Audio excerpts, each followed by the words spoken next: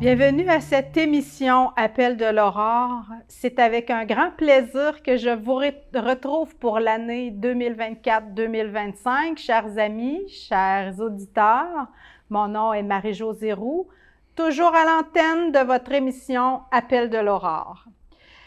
Cette année, je prévois vous présenter, comme par le passé, des personnes inspirantes, engagées, des personnes qui font la différence dans notre milieu. Et j'ai commencé avec deux beaux messieurs de la région que vous allez reconnaître certainement parce qu'ils sont impliqués surtout à la paroisse. Monsieur Serge Dupuis, bénévole à la paroisse, et Monsieur René Camiré, vous êtes vous marguillier. Oui. Merci pour vos services d'abord. Vous êtes ici pour nous présenter une activité qui revient annuellement, qui est déjà commencée parce que déjà, samedi dernier, a eu lieu le lancement de la campagne. On vous présente cette semaine la campagne de contribution qui fait vivre la mission de l'Église de Victoriaville. Monsieur Dupuis, vous en connaissez un peu plus parce que vous êtes bien impliqué pour cette campagne-là. Qu'en est-il exactement? Vous cherchez à ramasser combien d'argent? OK. Cette année, moi, je suis là depuis plusieurs années en tant que responsable du comité de la paroisse, parce que ça prend quand même quelqu'un qui s'occupe là juste de la campagne de CVA. C'est sûr que j'ai d'autres bénévoles qui s'attachent à ça et on a toujours un représentant au niveau de la fabrique qui est Monsieur René cette année, alors qui participe avec nous en tant que bénévole. Alors, cette année, on a encore un objectif de 325 000 cette année, comme l'an passé. Un même objectif que l'an passé. On ne voulait pas augmenter, car l'an passé, on a quand même eu un objectif de 80 là, de notre demande. On a eu au moins 80 Alors, vous avez atteint 80 de notre objectif. Ouais. Fait que cette année, on aura améliorer d'autres choses, possiblement qu'on va voir ce que ça va donner, parce qu'on est déjà en marche, mais déjà là, cette semaine, on va commencer la distribution. Alors, la distribution des enveloppes. Des enveloppes, oui, parce que la distribution des enveloppes se fait depuis 2 ans, on fonctionne par la poste. Okay. Alors, cette année, on fonctionne encore de la même façon, mais on a rajouté un plus, on a rajouté les résidences pour personnes âgées. Alors, dans tous les résidences pour personnes âgées de la ville de Victoriaville, en autant qu'on n'en oublie pas, on les a tous au complet, on va aller déposer dans leur endroit ou leur boîte à mal, dans les endroits où ils reçoivent des feuillets, des journaux, quoi que ce soit. On va aller déposer un paquet d'enveloppes avec le formulaire à l'intérieur. Par contre, ceux qui reçoivent le formulaire par la poste, ce sont tous des gens qui ont contribué antérieurement par la poste ou qui ont contribué par Internet et qui nous ont demandé d'envoyer par la poste. Et tous les gens, peu importe, même à l'extérieur de la région, on envoie des lettres à Montréal, à Québec, à Sherbrooke, à l'extérieur. Tous les gens de l'extérieur qui sont venus à la paroisse et qui ont demandé des services à la paroisse. Exemple, funérailles, mariage, baptême, sont inscrits dans nos livres en tant que bénévoles. Ils ont fait des dons à l'Église. Alors, on leur envoie par la poste un formulaire de dons. Ils sont sollicités à nouveau pour la campagne de cette année. Oui. Grosso modo, vous voulez atteindre 325 000 $ comme objectif. À quoi ça sert cet argent-là? Bien, cet argent-là, vous savez qu'aujourd'hui, on est comme toutes les autres associations ou organismes ou même autres confessionnalités. On a des bâtiments à conserver, c'est nos bâtiments.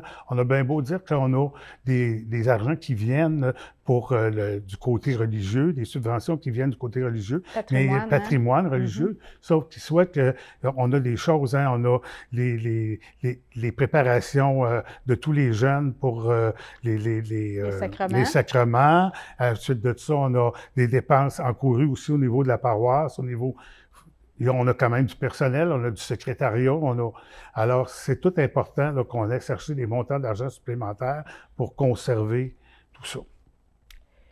Monsieur Camiré, il y en a qui pensent que l'Église, la paroisse, c'est riche. C'est-tu vrai, ça? Bien, pas nécessairement. On est riche en biens immobiliers. Tu sais, quand on regarde une église comme l'église Sainte-Victoire qui peut peut-être être évaluée à 2, 3 ou 4 millions, je ne sais pas.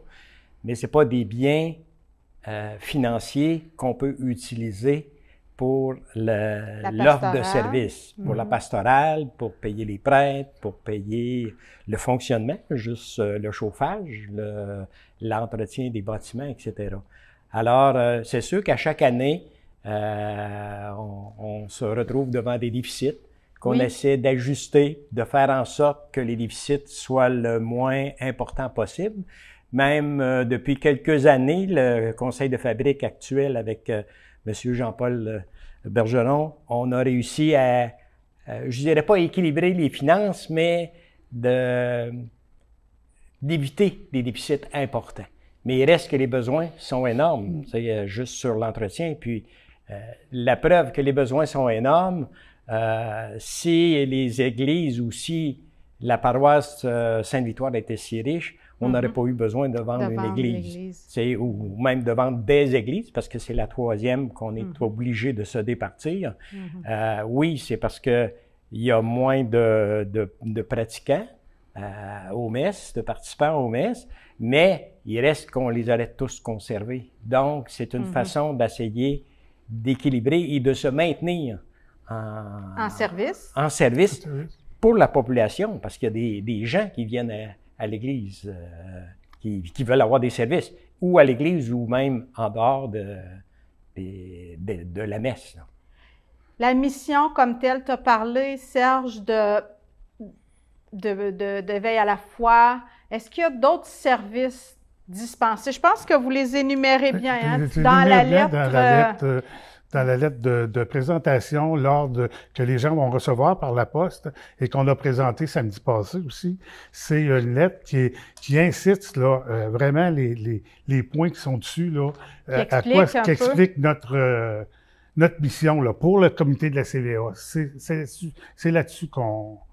C'est pour ça que vous ramassez l'argent. Oui. Construire ensemble une communauté chrétienne vivante, annoncer l'Évangile, célébrer la foi dans la fraternité et le partage, proposer les sacrements, évidemment. Est-ce que les gens demandent encore des sacrements, Serge? Oui. Le mariage, le baptême? Oui, mais moins que jadis, c'est sûr. Comme pour les sacrements, tu sais, je veux dire, à tous les ans, je sais qu'ils ont un nombre assez important de jeunes qui sont inscrits. S'inscrivent. Tu sais.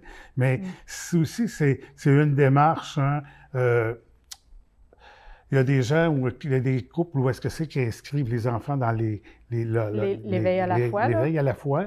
Sauf qu'après, faut qu'il y ait un suivi, là, tu sais. Puis c'est peut-être là aussi, tu sais. Alors, les grands-parents s'impliquent beaucoup, les parents aussi, mais des fois, là, il y a un petit manque, là, tu sais, avec... mais qu'est-ce que tu veux? On doit faire avec ça, là. La paroisse est confrontée au même manque de personnel, dirais-je. Je connais beaucoup d'agents, d'agentes de pastorale qui ont quitté, qui ne sont pas nécessairement remplacés. Bien, souvent, ils ne sont pas remplacés parce qu'on a de la difficulté à trouver des gens. Pas juste le financement, comme actuellement, on est à la recherche là, d'animateurs de pastoral. Puis, c'est ça, il faut trouver les perles rares qui ont l'intérêt à venir travailler avec nous, avec les curés, pour l'offre de service à l'ensemble de la population. Est-ce qu'il ne faudra pas de plus en plus se tourner vers du bénévolat? Bien, effectivement. Recourir à des personnes qui sont qualifiées, mais qui sont surtout des personnes de cœur, avec des bonnes idées, avec des rêves pour la paroisse aussi. Oui, avec des rêves. Bien, d'ailleurs, c'est un peu ce qui se passe actuellement. Tout ce qui est animation des messes, c'est tous des gens qui font ça bénévolement dans des activités comme ce qu'on a fait avec le spectacle gospel, etc. Bien, organiser ça, ça prend du monde qui sont en arrière puis qui mettent du temps, de l'énergie pour organiser ces fêtes-là, parce que c'est pas juste d'organiser des messes. Tu sais, la paroisse, c'est plus que ça. C'est toute une vie communautaire. C'est toute une vie communautaire. Donc, d'être à l'écoute des endeuillés, des personnes qui vivent certaines angoisses, qui vivent des pertes, etc.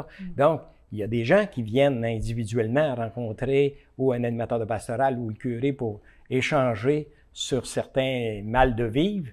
Et c'est ça aussi, la paroisse, là.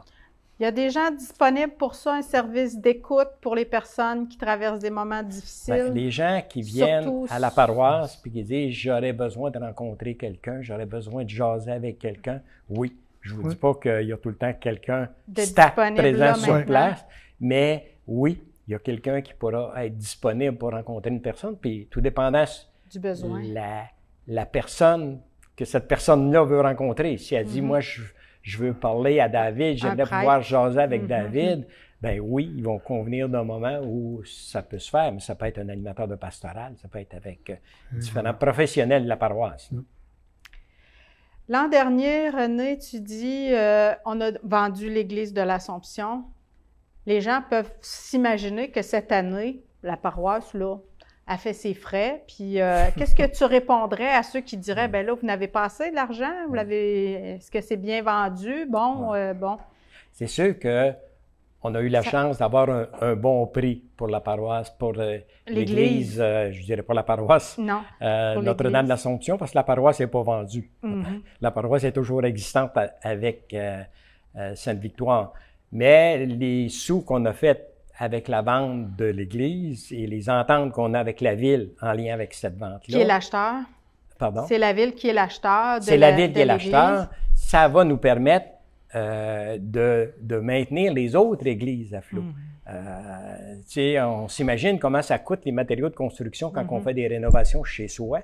Mais imaginez-vous, par exemple, on doit retravailler tout le recouvrement extérieur de Sainte-Victoire, donc refaire les joints, etc.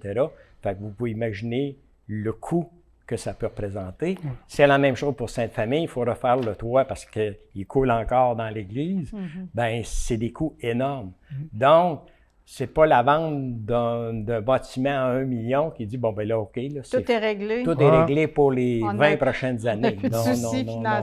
C'est ça. C'est sûr qu'on a des subventions du patrimoine du Québec pour aider à conserver nos bâtiments. Les bâtiments qui ont une valeur patrimoniale comme Sainte-Victoire. Mais nous, si le Conseil du patrimoine en donne 60-70 bien le 30 il faut que tu le trouves. Puis 30 d'une facture de 2 millions, ben c'est quelque chose. C'est pas mal d'argent. C'est quand même de l'argent, oui. Fait que, grosso modo, ce à quoi va servir la vente de l'église de l'Assomption, c'est beaucoup de continuer de maintenir les deux autres bâtiments. La pérennité des deux autres bâtiments. Ouais. Puis maintenir, en dehors des bâtiments, c'est la pérennité des services à la population. De la communauté. Donc, c'est ça, c'est les services à la communauté.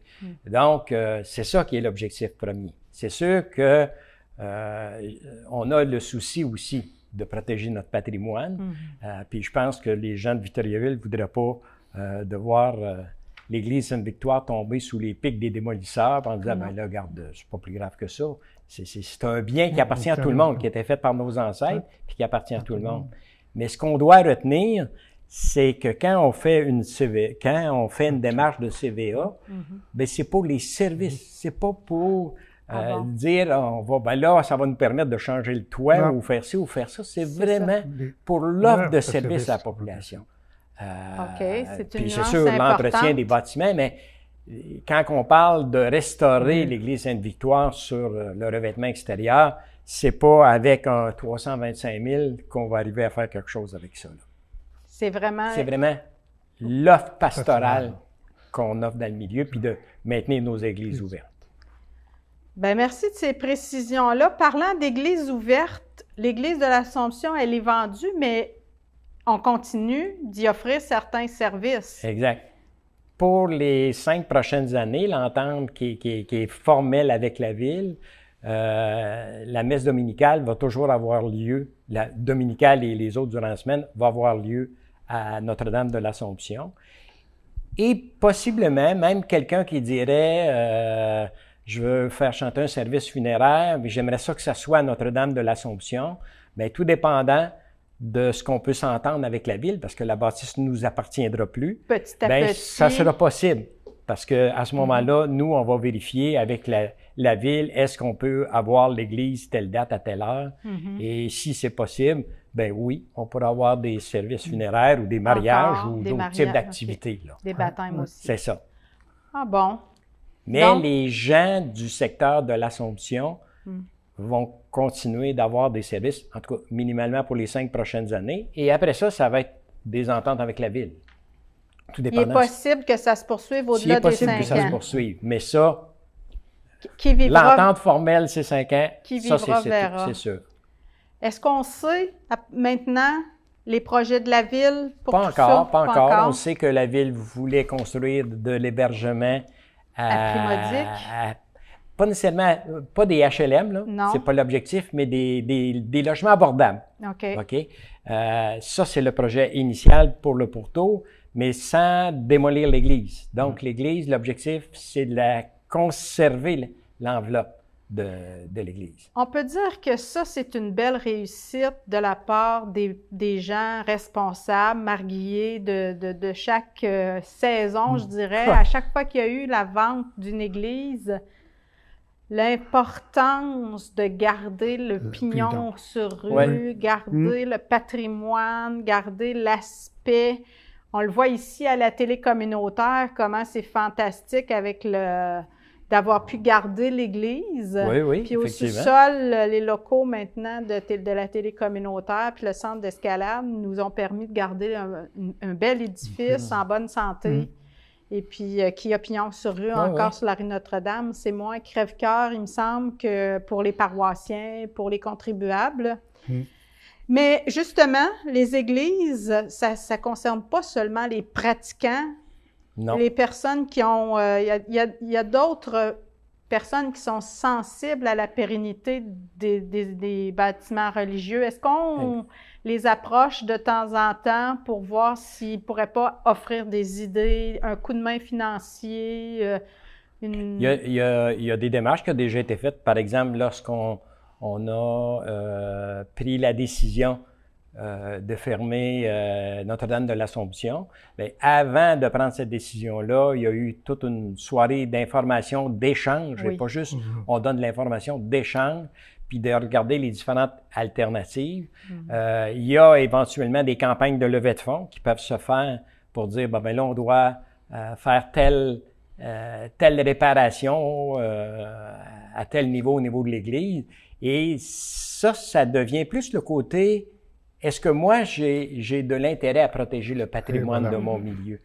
Et que je sois catholique ou pas catholique, pratiquant ou pas pratiquant, je peux être sensible à la beauté de ces édifices-là qui ont été construits, puis c'est notre histoire. Là, puis à la pérennité. Puis à la pérennité. Fait que maintenant que l'architecture reste là, puis qu'on dise qu'on fasse d'autres activités à l'intérieur comme il se fait ici, ben l'image dans le milieu de ce qui était Victoriaville à une certaine époque, ben reste là. Sinon, ben c'est ce que j'appelle des grosses cicatrices qu'on fait dans une ville, un village.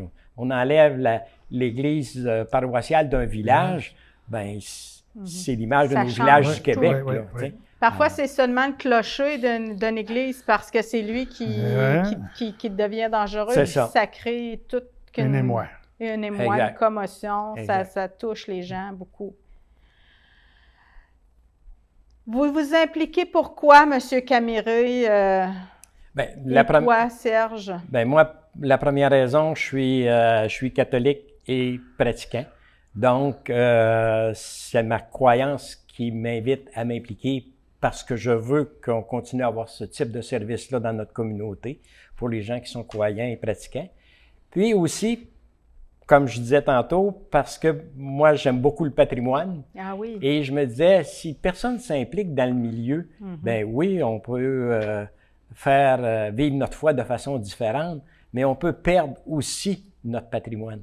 Fait que moi, c'est des deux aspects qui ont fait en sorte que j'ai dit, bon, écoute, je vais m'investir pour 3 ans, on verra après, mais que je vais mettre de l'énergie pour maintenir ça, maintenir l'offre de service pour moi puis les gens de la communauté, mais en même temps maintenir ces édifices-là que je trouve superbes dans notre milieu. qui ont reçu aussi des quantités d'événements. Exact. Puis qui ont participé à l'épanouissement de notre région.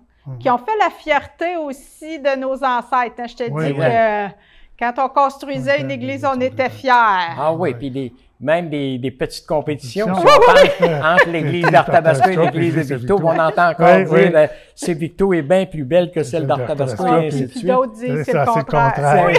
Alors, je pense que c'est des belles petites compétitions, ça, quand même. Oui. Parlant d'Arthabasca et de Saint-Paul, Serge, la campagne, elle est lancée du côté d'Arthabasca aussi. Du côté d'Arthabasca et du côté de Saint-Paul, la campagne a été lancée samedi dernier à la même chose. Peut-être pas de la même façon que nous, parce que avec les années antérieures, on s'est aperçu que on n'avait pas tout à fait les mêmes besoins. Alors, ces paroisses-là, Arthabasca et Saint-Paul, ont demandé, ils poursuivent le même chemin d'objectif que nous, avec le même thème de chaque année, sauf à leur façon, à chacune, de démontrer leur de faire leur demande. Parce que ici, vous savez, ici à Victoriaville, on était longtemps avec des bénévoles qui portaient les enveloppes porte à porte et qui les ramassaient. Alors, avec les années, on allait les porter, mais on les ramassait plus parce qu'on avait trop d'inconvénients avec trop de malaise avec certaines familles où on allait. Alors, on a arrêté ça. Ça fait que... Mais à Arthabasca et à Saint-Paul, Arthabasca a encore toute leur équipe de bénévoles qui sont encore en place pour... Puis ils font encore de cette façon. Parce que ce qu'il faut dire, c'est que l'offre de service, c'est une offre de région. Oui. L'unité pastorale touche Saint-Paul, Saint-Christophe et Sainte-Victoire en gros. C'est ça. Oui. C'est la même équipe qui assure les services, qui offre les services, soit de funérailles ou de quoi que ce soit. C'est toute la même qui coordonne ça, qui reçoivent les gens, autant pour les sacrements pour les enfants, qu'ils soient de Saint-Paul ou de Warwick, c'est tout Victoriaville, c'est géré ici. Oui. Si tu permets, ce qui est important, c'est lorsque je donne à la CVA de la paroisse Sainte-Victoire, c'est des sous qui vont à la paroisse Sainte-Victoire. Ah bon? Quand j'en donne à la paroisse d'Arthabasca et ainsi de suite. Et les services qui sont regroupés, comme les agents pastorales, etc., ben c'est au prorata des revenus de la population des paroisses.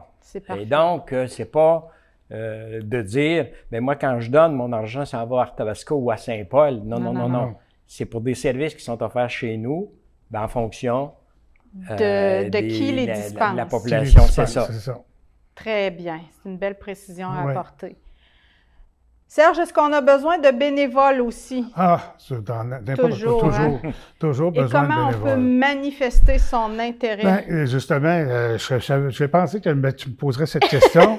Alors, de toute façon, c'est très facile. Vous pouvez communiquer avec à la paroisse Sainte-Victoire par téléphone, avec les presbytères. Vous pouvez vous déplacer, vous présenter, vous offrir les services dans ce que vous voudrez, que ce soit au niveau de la CVA, que ce soit au niveau de la pastorale, que ce soit au niveau du secrétariat, parce que vous savez que c'est des bénévoles qui sont au secrétariat avec Linda, notre secrétaire, qui font rouler qui sont là pour répondre au téléphone, s'occuper des messes, tout là, c'est ça dans les ordinateurs. Et même, je l'ajouterais, même de jouer du marteau ou de la pelle. Parce on fait du bénévolat. Personnellement, j'en fais avec d'autres paroissiens. Actuellement, c'est une famille parce qu'on est en train de rénover certains espaces.